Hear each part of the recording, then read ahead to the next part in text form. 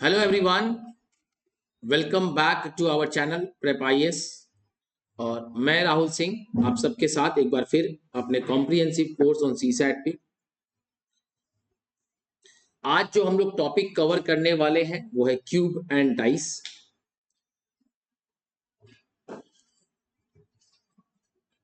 Just a minute.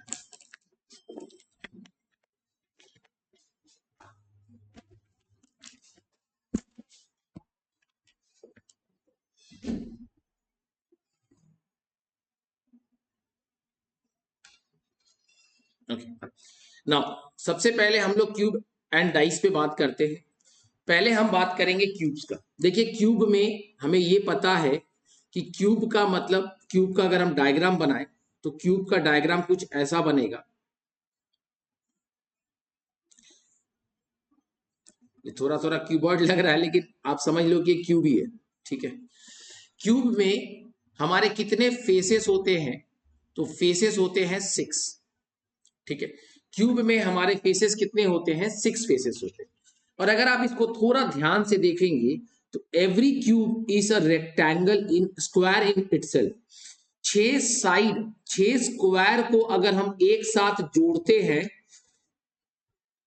तो हमारा cube formation होता है। अगर आप क्यूब को तोड़े, आप समझिएगा, अगर आप एक डाइस को देखते हैं जिसमें 1 2 3 4 5 6 होता है, जिससे आप लूडो खेलते थे और खेलते हैं, तो 6 फेसेस जो है, उस हर फेस जो है वो अपना एक स्क्वायर बनाता है। यानी 6 फेस 6 स्क्वायर का फॉर्मेशन देता है। ठीक है। तो यहां तक आपको मेरी बात समझ में आ गई। अभी कुछ इंपॉर्टेंट पॉइंट है, that is regarding the painted cube.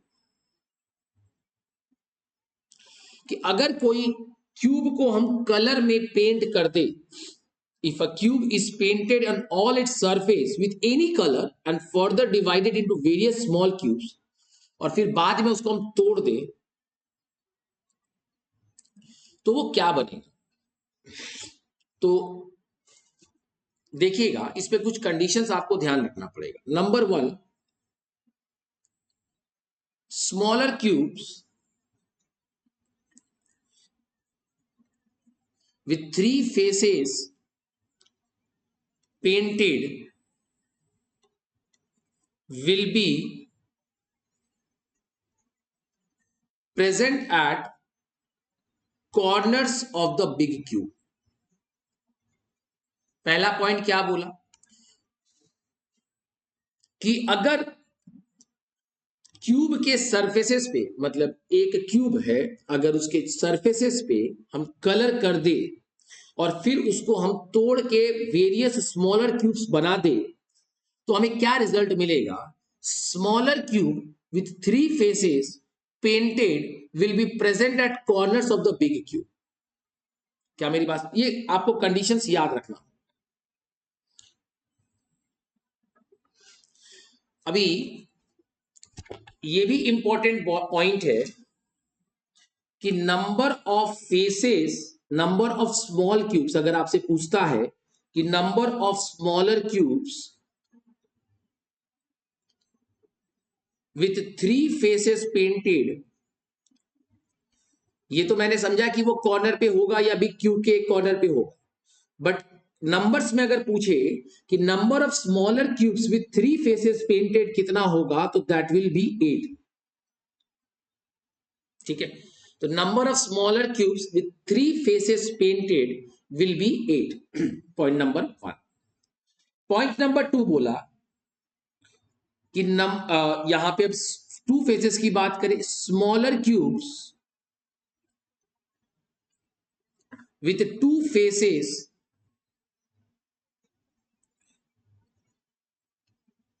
painted will be present on the edges of the big cube। आप मेरी बात समझ रहे हो? ये बता रहा है कि कहां मिलेगा, ये बता रहा है कि कितना होगा। तो नंबर, अब यहां पे देखेंगे, नंबर ऑफ स्मॉल क्यूब्स या smaller cubes with 2 face painted, with 2 face painted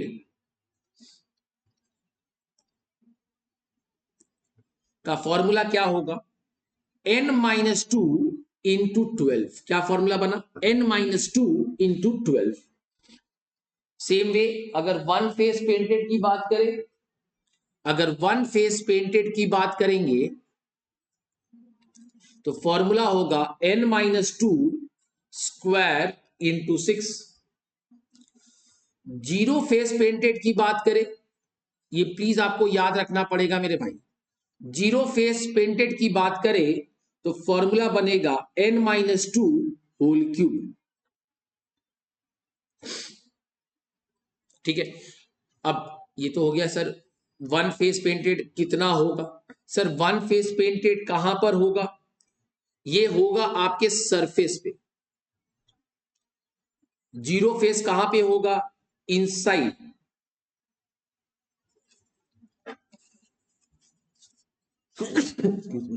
I'm not well.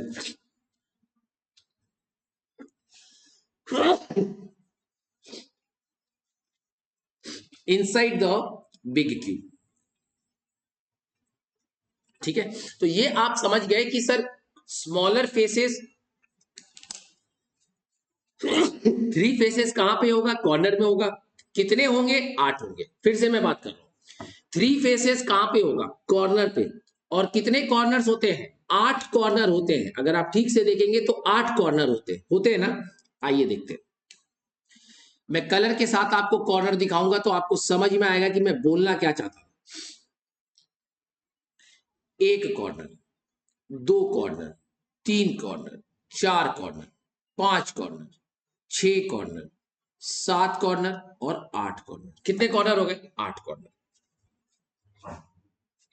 यही है ना, तो अभी समझ में आ रहा पहली बात। दूसरी बात, अगर टू फेसेस की बात करें तो ये एज पे आएगा। कितने होंगे, n minus two into 12, n minus two into 12। ठीक, अभी सर ये n क्या है इसके बारे में बात करेंगे, जितने नंबर्स में भी वो तोड़ा जाएगा। ठीक है, आइए फॉर्मूला देख, सम्स देखते हैं इसमें। देखिए क्या बोला, three opposite different faces of a cube are painted with 3 different colours, black, yellow and white. This cube is now cut into 216 smaller but identical cubes. कितने क्यूब्स में ये डिवीजन हुआ है, 216 पीसेस में। अब ये बताइए, एक क्यूब में थ्री फेस कितने जगह पे होता है, एग्जैक्टली थ्री फेस कितने जगह पे होता है। फॉर्मूला याद करो, थ्री फेस कॉर्नर पे होता है और कॉर्नर कितना होता है, 8। आ गया पहला आंसर। इस पे क्वेश्चन पूछता है, याद रखिएगा। ओके नेक्स्ट, टू फेसेस के लिए हमने क्या बताया था फॉर्मूला। टू फेसेस के लिए मेरा फॉर्मूला था n minus two into 16, n minus two into 16। अभी ये n क्या है, ये बहुत इंपॉर्टेंट। ठीक है, n क्या है, जल्दी से बताइए, n यहां पे क्या हो।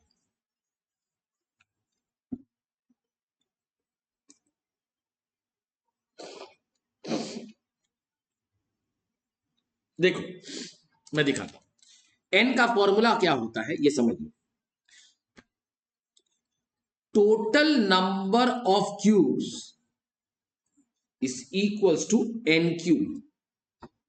Total number of cubes is equals to n cube. Now, so we can say n cube is equals to total number of cubes, that is 216. As per the question, कितने cubes बने हैं, 216। तो n क्या होगा, n होगा 6। क्या मेरी बात अभी आपको समझ में आ रही है, पक्का बात। तो यहां पर आंसर क्या होगा, 6 माइनस 2 कितना होता है भाई। अच्छा ये 16 नहीं होता, ये 12 होता है फॉर्मूला में, sorry. 6 minus 2 4, 4 into 12 that is 48। Concept समझ में आ रहा है। सेम वे वन फेस के लिए क्या होगा, n माइनस 2 का स्क्वायर और 12 का आधा। तो n माइनस 2 का स्क्वायर इंटू 6, यही तो फॉर्मूला था। तो 6 माइनस 2 दैट इज 4, 4 का स्क्वायर कितना होता है 16, 16 इंटू 6 दैट इज 96। सारे आंसर्स आपके सामने हैं। तो इसीलिए मैंने आपको पहले क्यूब्स के कंसेप्ट को बताया, क्यूब्स के फॉर्मूलाज को दिखाया, ये जरूरी था। ठीक है, अब हम आगे बढ़ते हैं नेक्स्ट क्वेश्चन की तरफ। What is the least number of small cubes that have exactly one face painted with and no other face painted? पक्का? अब आप मेरे को ये बताइए, वन फेस पेंट कहां पे मिलता है, जल्दी से बता। वन फेस पेंट कहां पे मिलता है? सरफेस पे मिलता है, यस और नो? वन फेस पेंट कहां पे मिलता है? सरफेस पे मिलता है। क्या इस बात से आप अग्री करते हो?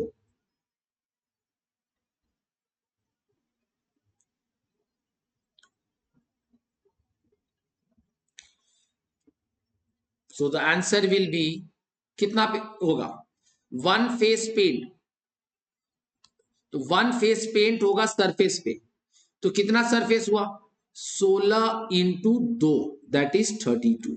16 इंटू 2 दैट इज 32 क्यूब्स।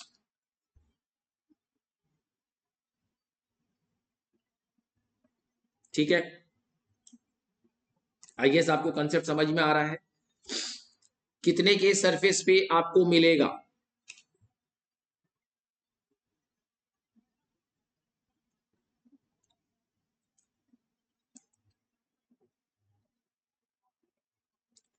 चलिए नेक्स्ट आइए, व्हाट इज द,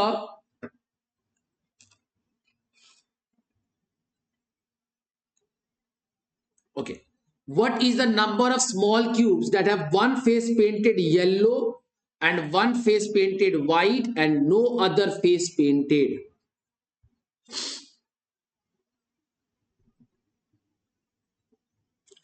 तो यहां पे वन फेस पेंटेड में दो डिफरेंट कलर्स की बात की गई है।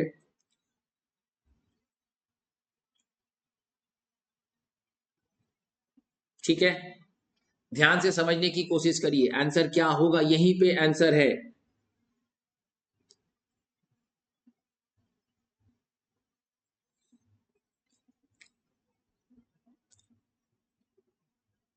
देखो, जब भी एक फेस की बात होती है तो एक फेस का मतलब होता है 4 क्यूब, 4 एज पे आएगा। फेस कहां पर आएगा? एज पे ही होगा। तो एक येलो एज पे होगा 4 और यहां पर भी होगा 4, तो टोटल हो गया तुम्हारा 16 क्यूब्स।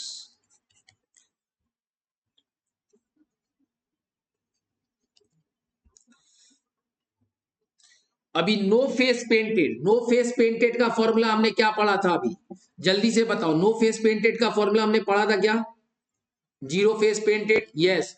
n-2 का होल क्यूब, n-2 का होल क्यूब लगा लो फॉर्मूला, 6-2 का होल क्यूब, तो 4-6-2 दैट इज 4, 4 का क्यूब कितना होगा? 64। लो भैया, आ गया सारे आंसर्स। एकदम सेम कंसेप्ट पे 2018 या 19 का क्वेश्चन है, जरूर ट्राई करिएगा, सेम कंसेप्ट पे है। ठीक है,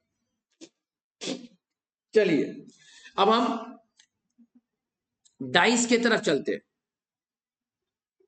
अब ये देख सकते हो, what is the least number of cuts required to cut a large cube into 64 identical small cubes?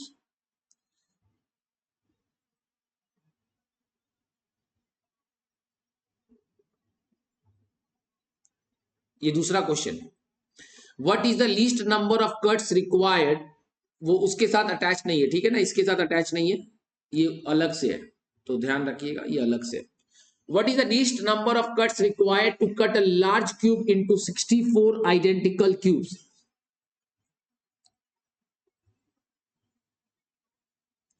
तो 64 आइडेंटिकल क्यूब्स करना है। अब आप मेरे को ये बताइए,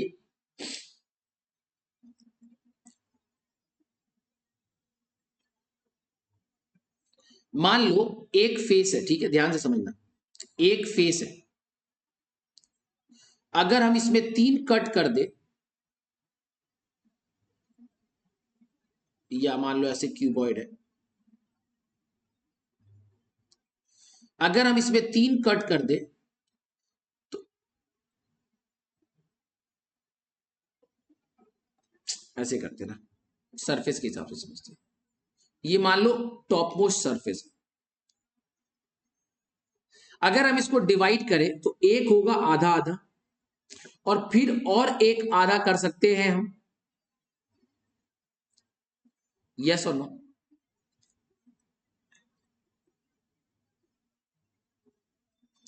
तो कहने का मतलब है कि जब आपने 3 कट मारा तो कितने फेस आए? 1 2 3 और 4 फेस आए, यस और नो?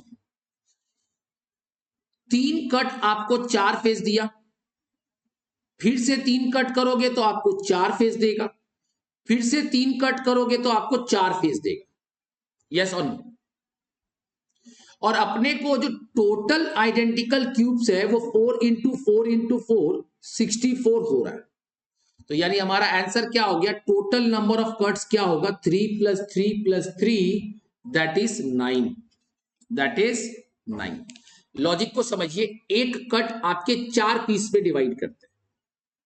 एक कट से मतलब एक डाइस के सरफेस पे अगर आप 3 कट मारते हैं, 3 cuts on one face will divide the cube into 4 parts. Now 3 cuts on the perpendicular face will divide the cube into 16 parts. Yes or no? समझ में आ रहा है? 4 फेस कटा तो चारों साइड से, 4 साइड से 4 इंटू 4 16, 16 करके 3 बार देख लो। समझ में आ रहा बात? ओके, चलिए अब तो हम लोग बढ़ेंगे क्यूब्स की तरफ। कहां जाएंगे हम लोग? अब हम लोग बात करेंगे क्यूब्स की। तो क्यूब्स को थोड़ा, क्यूब्स हो गया, अब हमारा डाइस की तरफ मूव करना है। डाइस को थोड़ा ध्यान से देखिएगा। तो डाइस क्या है sir? Dice is nothing but a cube only, right और? डाइस क्या होता है? Dice is a cube.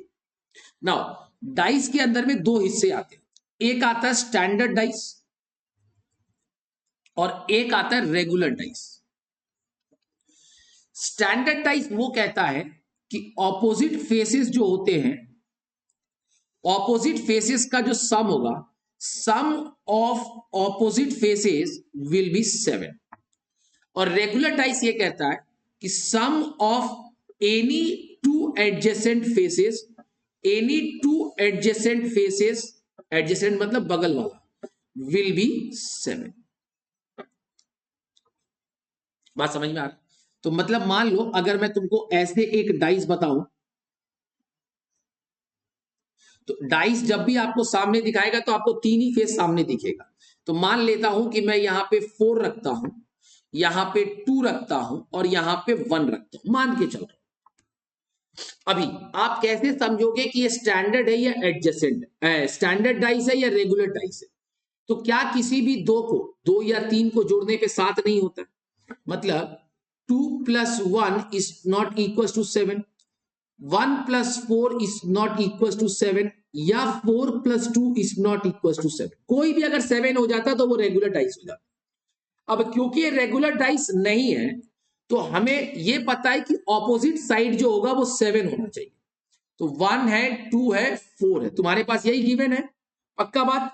पहले ये क्लियर करो कि ये रेगुलर है कि स्टैंडर्ड है। रेगुलर कब होगा? जब एडजेसेंट साइड, और सबसे पहले मुझे सामने में एडजेसेंट साइड ही दिखता है।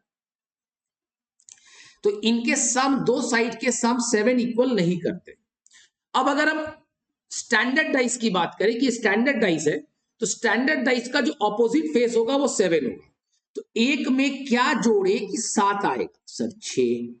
2 में क्या जोड़े कि 7 आएगा? 5। 4 में क्या जोड़े कि 7 आएगा? 3। पक्का बात? यानी एक के ऑपोजिट में कौन है? 6। 2 के ऑपोजिट में कौन है? 5। और 4 के ऑपोजिट में कौन है? 3। क्या इस बात से आप सहमत हो? पक्का है ना? आइए एक क्वेश्चन और देखते हैं और आप हमें बताइएगा कि वो स्टैंडर्ड डाइस है कि रेगुलर डाइस है।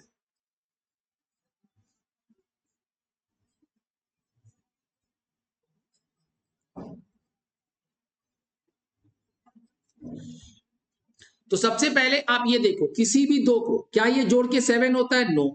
क्या ये जोड़कर 7 होता है? नो। क्या ये जोड़कर 7 होता है? नो। यानी ये रेगुलर डाइस है क्या? नो। ये कौन सा डाइस है? स्टैंडर्ड डाइस है। और स्टैंडर्ड डाइस में 6 के ऑपोजिट में कौन होगा? 1 होगा, तभी तो 7 आएगा। 5 के ऑपोजिट में कौन होगा? 2 होगा, तभी तो 7 आएगा। 4 के ऑपोजिट में कौन होगा? 3 होगा, तभी तो 7 आएगा। क्लियर है बात मेरी? चलिए आगे बढ़ते हैं।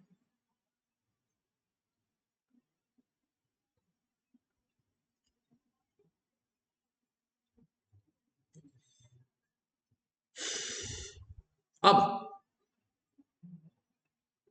इसके बाद हमारा बहुत इंपॉर्टेंट पॉइंट आता है कंपैरिजन। डाइस के बाद हमारा बहुत इंपॉर्टेंट पॉइंट आता है कंपैरिजन।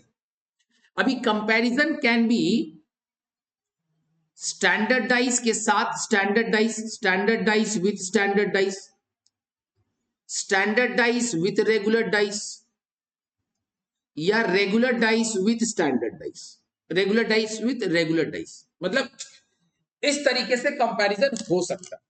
तो ऐसा कभी मत सोचना कि स्टैंडर्ड और रेगुलर का कंपैरिजन नहीं हो सकता, क्योंकि ये दोनों के नेचर अलग है। नहीं, ऐसा सवाल नहीं। क्वेश्चन आपको कुछ भी पूछ सकता है। पक्का बात है? अभी हम आपको सिखाएंगे कि पोजीशन कैसे चेक किया जाता है। ठीक है, पहले थोड़ा इजी पे चलते हैं। अभी आपको देखा जा रहा है देखो, जब भी हमें 2 डाइस दिया जाएगा। अच्छा, पहले तो आप मेरे को ये बताओ कि ये स्टैंडर्ड डाइस है या रेगुलर डाइस है? पहले आप मेरे को ये बताओ। सर, ये स्टैंडर्ड डाइस नहीं, रेगुलर डाइस है, क्योंकि इसके कोई भी 2 को जोड़ के 7 आ रहा है, और ये जो है ये स्टैंडर्ड डाइस है। तो हो गया ना भाई, एक रेगुलर डाइस और एक स्टैंडर्ड डाइस का कंपैरिजन। तो दिस इज पॉसिबल। पक्का बात। अब हम बहुत सिंपल तरीका पढ़ेंगे। क्या करेंगे? ध्यान से सुनो चीजों को, प्लीज एक बार ध्यान से देखिएगा। बहुत अच्छा चीज समझाने जा रहे हैं। अब आप देखेंगे कि इस 2 डाइस में कॉमन क्या है। तो कॉमन है 4। क्या कॉमन है? 4। और हम क्या करेंगे? क्लॉकवाइज या एंटी क्लॉकवाइज, तुम्हारा मर्जी है। तो 4 के बाद पहले इसको देखेंगे। 4 के बाद क्लॉकवाइज आता है 2, और 2 के बाद क्लॉकवाइज आता है 3। पक्का बात? सेम वे अब यहां जाएंगे, 4 से स्टार्ट करेंगे, क्योंकि यहां भी 4 से स्टार्ट हुआ, यहां भी 4 से स्टार्ट हुआ। 4 के बाद 4 के बाद आता है 5, और 5 के बाद आता है 6। पक्का है? कोई दिक्कत है? अभी ये बताता है कि ये दोनों ऑपोजिट है। ये बताता है कि ये दोनों ऑपोजिट है। अभी समझ में आ गया क्या? यानी 2 के ऑपोजिट कौन खड़ा है? 5 खड़ा है। 3 के ऑपोजिट कौन खड़ा है? 6 खड़ा है। अभी आप बोलोगे कि क्या 4 के ऑपोजिट 4 है? सर, ये तो प्रैक्टिकली पॉसिबल नहीं है। तब अब आप देखो कि हमारे पास एक डाइस में 6 नंबर होते हैं। 1 2 3 4 5 6। 6 का इस्तेमाल हो चुका, 3 का इस्तेमाल हो चुका, 5 का इस्तेमाल हो चुका, 2 का इस्तेमाल हो चुका। तो बट ऑब्वियस हुआ कि 4 के ऑपोजिट में कौन होगा? 1। देखो, एक ही क्वेश्चन में हम पूरा डेटा सिखा दिए। तो अभी आपसे पूछा है what is opposite to number 2, तो आंसर इज 5। क्लियर है? ये कब मैंने आपको बताया? जब आप सिंगल नंबर कंपैरिजन करोगे। कब? जब आप सिंगल नंबर कंपैरिजन करोगे। ठीक है?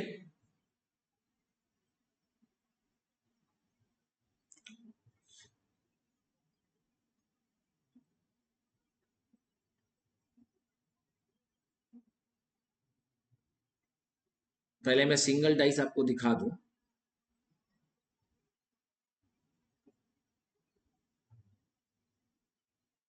अभी जैसे यहां देखो, अब आप बताओ, 3 डाइस दिया हुआ, तो हमें तीनों डाइस का कंपैरिजन नहीं देखना है। ठीक है? हमसे क्या पूछा? ए के ऑपोजिट कौन है। तो हम पहले ये देखेंगे कि कौन 2 के अंदर में कुछ कॉमन है, किस 2 के अंदर में कुछ कॉमन है। तो हमें यह दिखता है कि इसके और इसके बीच में H कॉमन है। पक्का बात? इसके और इसके बीच में K कॉमन है, या इसके और इसके बीच में B कॉमन है। अभी अगर आप इस 2 को कंपेयर करोगे तो आपको इसमें A नहीं है, ये जानकर इससे हमको कोई फायदा नहीं होने वाला। यानी जो चाहिए वो आपका इसमें है, तो इसी को या तो इससे या तो इससे किसी एक से कंपैरिजन करना पड़ेगा। बात समझ में आया? We can see that there are many options of comparison, but हम उसको सेलेक्ट करेंगे जो मेरे को क्वेश्चन में पूछ रहा है। हमें क्वेश्चन में पूछा है ए, तो अभी इसको देखेंगे। ए के बाद कौन आया? के के बाद कौन आया? बी। या हम ए से तो स्टार्ट नहीं करना चाहिए था। अभी आप पहले सोच लो कि आप इसको और इसको कंपेयर कर रहे हो, मान लो। तो हम के से स्टार्ट करेंगे क्योंकि कॉमन एरिया देखेंगे। के बाद आया बी और बी के बाद आया ए, और इसको पकड़ते हैं तो के बाद आया एम और एम के बाद आया एच। कोई दिक्कत? यानी बी के ऑपोजिट कौन खड़ा है? एम, और ए के ऑपोजिट कौन खड़ा है? एच। Answer is H. तो सिंगल कंपैरिजन मैंने आपको क्लियर किया।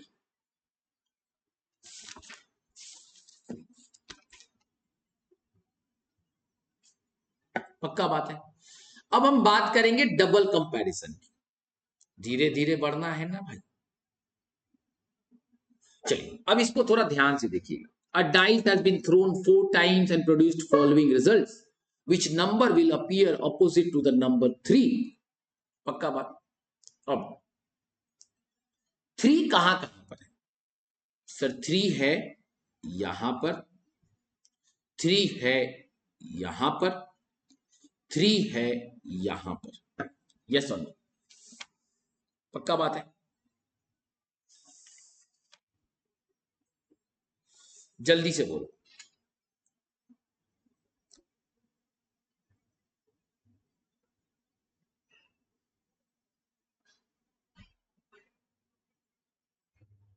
क्या करोगे?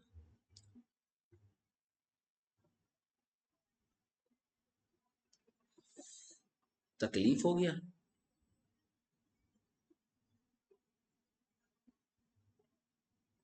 अभी इसमें वैरायटीज अलग अलग है। ये दोनों, ये रेगुलर डाइस है, ये रेगुलर डाइस है, ये स्टैंडर्ड डाइस है, ये स्टैंडर्ड डाइस है कि नहीं? क्योंकि इनमें से किसी का भी फेस 7 नहीं आ रहा, लेकिन इसमें ये 7 दे रहा है, ये 7 दे रहा है, और इसमें भी कोई रेगुलर नहीं है, स्टैंडर्ड है। ठीक है। अभी यहां देखेंगे 3 के बगल में कौन खड़ा है? 6। इस डायग्राम में, इस डायग्राम में 3 के बगल में कौन खड़ा है? मतलब एडजेसेंट, मतलब अगल बगल, 5। और यहां पे 3 के बगल में कौन खड़ा है? 2 भी है और 6 भी है। यहाँ पे 5 भी है, 1 भी है। यहाँ पे 6 भी है, 1 भी है। अब एक बात बताइए आप हमें कि आपसे क्या पूछा है? 3 के ऑपोजिट। सर ये बात तो श्योर है कि 3 के ऑपोजिट 6 और 2 कभी नहीं हो सकता, क्योंकि ये तो फेस के सामने दिख रहा है, हमें तो पीछे वाला जगह चाहिए। यहां पर भी क्लियर है कि 3 के साथ में 5 और 1 दिख रहा है, तो 5 और 1 नहीं हो सकता। यहां जाके देखे तो 6 और 1 नहीं हो सकता, यानी 1 नहीं होगा, 6 नहीं होगा, 5 नहीं होगा, 2 नहीं होगा, और 3 के ऑपोजिट 3 नहीं होगा। तो बचा क्या? सर बच गया 4। ये है एलिमिनेशन मेथड ऑफ सॉल्विंग। जब कोई लिंक नहीं बने, देखो क्यों हमने समझा, क्योंकि यहां पे 3 6 1, यहां बनाएंगे तो 3 1 5, यहां बनाएंगे तो 3 2 6, तो बड़ा डिस्को वाला कहानी है कि नहीं? तो इस जगह पर हमें यही एलिमिनेशन मेथड सॉल्व करना पड़ेगा। क्लियर है? आइए आगे बढ़ते हैं। Which of the following dice is identical to unfold figure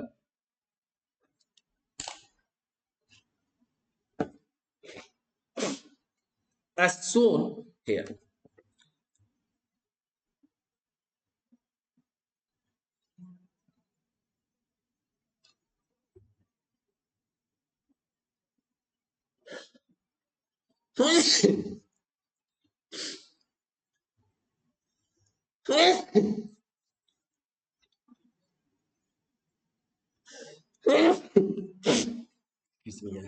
So sorry everyone. चलिए,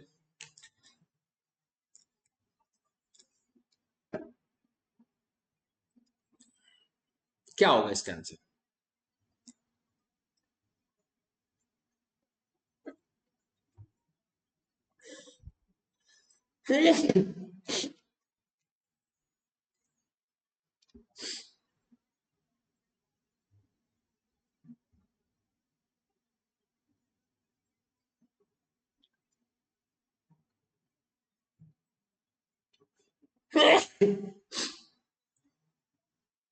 देखो, एक बहुत सिंपल सा लॉजिक समझो। ये जो 6 कटिंग हुए हैं ना, इसको आप समझिएगा। जब भी आप एक डाइस को कटिंग करेंगे तो ये इस तरीके का फॉर्मेशन करता है, या इस तरीके का फॉर्मेशन करता है।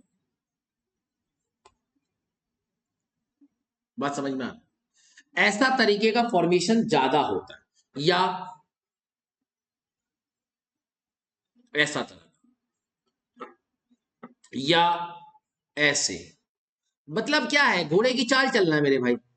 किसकी चाल चलना है? घोड़े की 2.5 कदम, 2 कदम सीधे और पीछे मुड़ जाओ, बट यहाँ पे 1.5 कदम चलो। ठीक, अब आप बताओ, अगर मैं इसको यहां पर फिल करूं तो एक है 1 3 4 और एक होगा 2 5 6। अब देखो, 3 में यहां पे 2 5 तो है बट 6 नहीं है, तो ये नहीं हो सकता। यहां पे ये भी नहीं होगा। ये 1 4 3 फेस दिख रहा है, यानी यही होगा। और यहां पे 2 5 6 नहीं है, तो ये भी नहीं है। इसीलिए आंसर हो गया ऑप्शन नंबर बी। कितना सिंपल था मेरे भाई।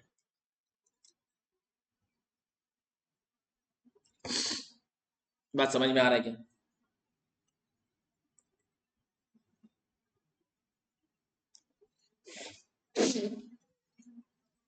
कोई दिक्कत?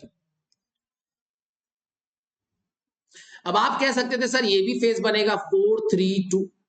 हाँ, ये भी बन सकता था, लेकिन 4 3 2 का भी कोई ऑप्शन यहाँ पे नहीं था। तो जो सामने सामने आता है वही अपने को देखना पड़ता है। ठीक है, ओके, चलिए।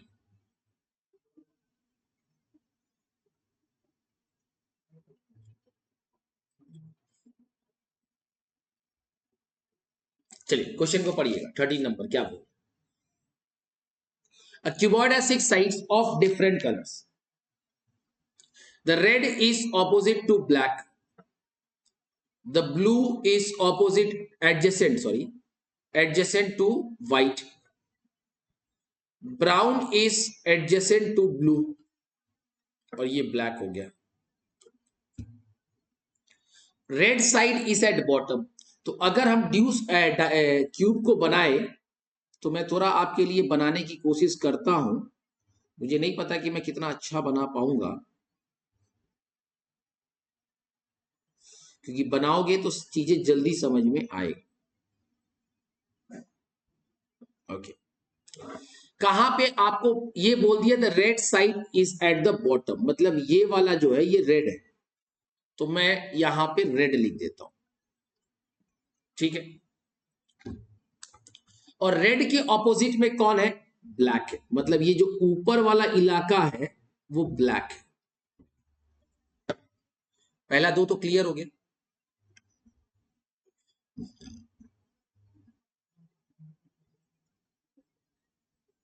अच्छा, अभी ब्लू और व्हाइट एडजेसेंट है। दूसरी बात, ब्लू और व्हाइट एडजेसेंट है और ब्राउन और ब्लू एडजेसेंट है। मतलब हम सीधा बोले कि ब्लू के अगल बगल ब्राउन और व्हाइट दोनों है। ब्लू के अगल बगल ब्राउन और व्हाइट दोनों है। पक्का है ना? तो इसको हम कहीं भी रख सकते हैं, मेरे को कोई प्रॉब्लम नहीं है। मैं चाहूं तो इस वाले दीवार पे ब्लू रख दूं, तो सामने वाले दीवार पे मैं ब्राउन रख दूंगा, और इस वाले दीवार पे मैं व्हाइट रख दूंगा। कर सकता हूं क्या?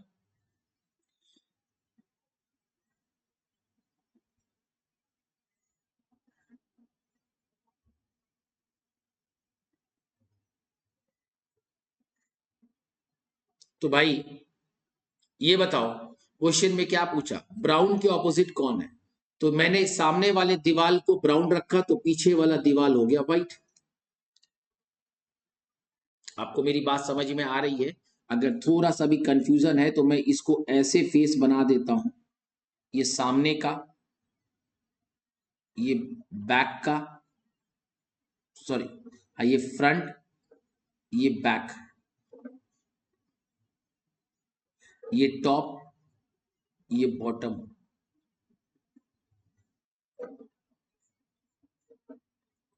ये साइड और ये साइड। ठीक, अभी अब तो समझ में आएगा, 6 फेस मैंने खोल दिया। अभी आप थोड़ा सा ध्यान दीजिए, मैं कलर चेंज करके आपको दिखाता हूं ताकि आपको अच्छे से और चीजें समझ में आए। देखो ये बोल दिया कि भाई बॉटम में कौन रहेगा, बॉटम में रहेगा कौन, रेड, तो यहां हो गया रेड, और रेड के ऑपोजिट में कौन है, ब्लैक, तो ये भी हो गया ब्लैक। पक्का बात। अभी फिर क्या बोला कि ब्लू के बगल में व्हाइट है और ब्राउन के बगल में ब्लू है, यानी ब्लू एक ऐसा कलर है जिसके अगल बगल में ब्राउन और व्हाइट है। तो अगर मैं फ्रंट पे भी रख दूं, ब्लू को फ्रंट पे रखूंगा तो ये दोनों दीवार पे होगा, क्योंकि देखो फ्रंट, समझो ये डाइस का फ्रंट है, फ्रंट का ऊपर, फ्रंट के ऊपर और नीचे का कलर तो फिक्स हो चुका। अभी फ्रंट लेंगे तो साइड, ये साइड या ये साइड, तो एक साइड ब्लू, एक अगर इसको मैं ब्लू लेता हूं तो एक साइड ब्राउन और एक साइड व्हाइट। पक्का बात, श्योर है। अब आप इसको कहीं पे भी लो ना, वो ऐसे ही तो घूमेगा।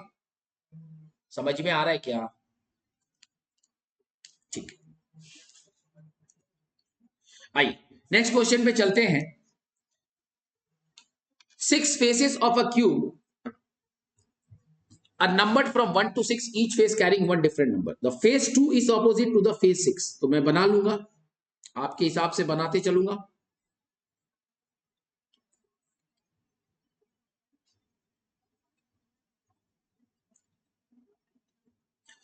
टू के ऑपोजिट में 6 है, ठीक है। अभी आगे देखते हैं क्या बोल रहा है। The face 1 is opposite to the face 5, ठीक है। मैं उसको डाइस को घुमा दूंगा यार, 2 इधर तो 6 इधर, 1 इधर तो 5 इधर, ये तो चीज क्लियर हो गया। The face 3 is between the face 1 and face 5, तो ये अगर फेस 5 है और ये फेस 1 है तो 3 या तो फ्रंट दीवार पे होगा या तो बैक दीवार पे होगा। And face 4 is adjacent to the face 2, तो मैं यहां पे रख दिया फेस 4, मतलब पीछे वाले दीवार पे रख दिया face 4। Which one of the following is correct? The face 2 is adjacent to the face 3, नहीं 2 तो ऊपर है, हाँ फेस 2 और फेस 3 सही है।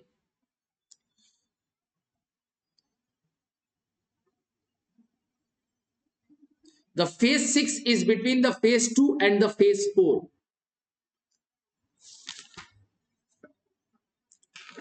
Phase 6 is between phase 2 and phase 4, नहीं 6 के ऑपोजिट तो 2 है, तो ये पॉसिबल नहीं है।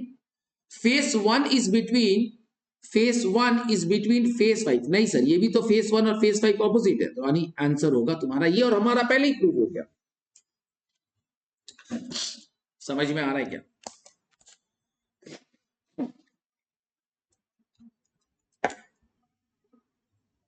आइए क्या बोल रहे हैं। Fill in the dice given below by replacing alphabets in place of question mark.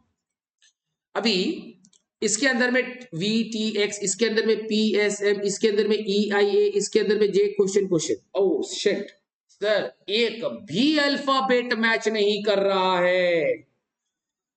कोई बात नहीं है, तो नहीं किया तो इसका मतलब ये थोड़ी है कि आगे भी नहीं करेगा, करेगा। कैसे? अब आपको क्या करना है ये देखिएगा। इस तरह के सिचुएशन पे जहां कंपैरिजन कुछ भी टैली नहीं कराएगा, हम डाइस को देखेंगे और सबसे छोटा लेटर कौन है, टी है, तो मैं इसको बेस बनाकर ऐसे मूव करूंगा। तो ये बताओ यहां से यहां जाने में, टी से वी जाने में कितना लेटर का इस्तेमाल हुआ? तो मैं ये कह सकता हूं कि T plus 2 is equal to V and v plus 2 is equal to x। क्या ये बात सही है? मतलब यहां पर हर लेटर के बीच में plus 2, starting from the minimum point. Right और रॉन्ग?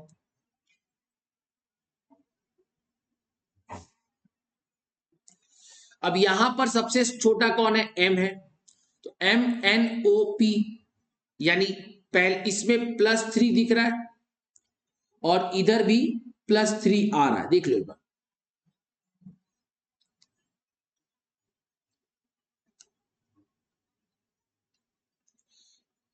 इधर भी +3, इधर कितना हुआ +4, इधर कितना हुआ +4। तो लॉजिक देखो, जिससे तुमने स्टार्ट किया वो आपका इस दीवार पे खड़ा है ना, यानी यहां पर भी उसका स्टार्टिंग पॉइंट ये होगा, यहां से +5 करेंगे तो J आएगा, और J से +5 करेंगे तो ये आएगा। क्या मेरी बात समझ में आ रही है? तो J से +5 करोगे तो क्या होगा, J होता है 10th पोजीशन, होता है ना, 15th पोजीशन पे आता है O, और J से 5 पीछे जाओगे यानी 5th पोजीशन तो आएगा E। So the answer is this. तो where there is no comparison, हमें रीजनिंग के लॉजिक से ये दिमाग लगाना पड़ेगा। क्लियर है? सो मैंने मेजॉरिटी ऑफ सम्स आपको करवाए हैं, कुछ सम्स आपको भी होमवर्क में करना है, इसके जो पीडीएफ पे सम्स है वो आप होमवर्क में ट्राई करिएगा। Thank you so much, please अपना ख्याल रखिएगा, and don't forget to like share and subscribe our channel. अगर आपको हमारा क्लास पसंद आ रहा है, हमारे फैकल्टीज बहुत मेहनत कर रहे हैं इस चीज को लेकर, तो प्लीज उनको सपोर्ट करें। हम आप सबका सपोर्ट, आप सबका प्यार जैसे मिला है आगे भी मिलेगा। Thank you so much, please do take care of yourself, bye bye.